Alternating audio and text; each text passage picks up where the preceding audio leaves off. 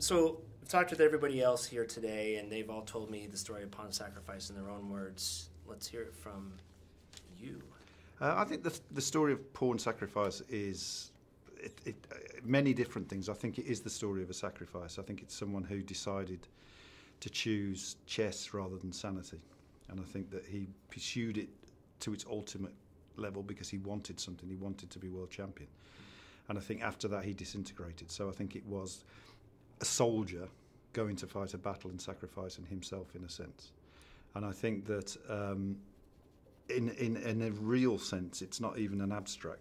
He represented the West, and Boris Spassky represented the East, two different civilizations.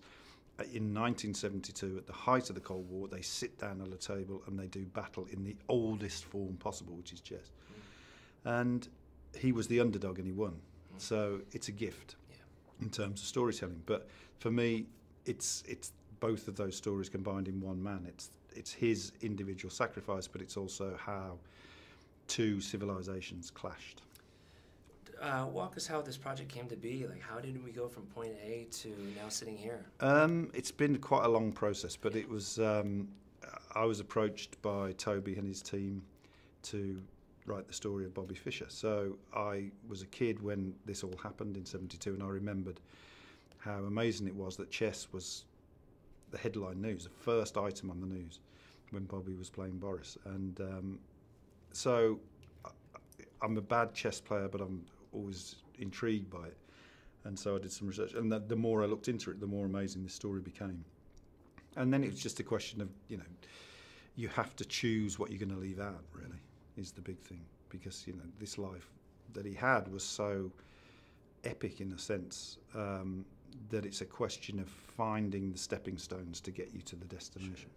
I guess that leads to my next question is, how do you creatively come from the story we all know of the young Bobby Fischer, and in this movie coming from Brooklyn and everything that happened being communist to this battle?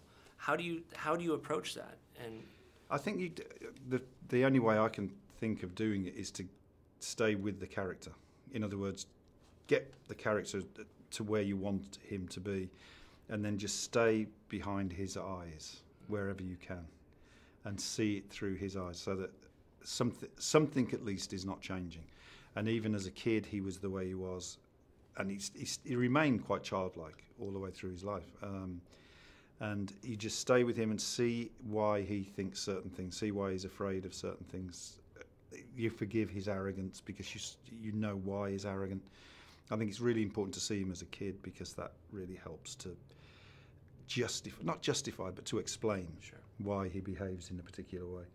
And I think when someone is 1 in 100 million, 200 million, which he is or was, then you can excuse them many things, I think. And he was certainly a very, very difficult person.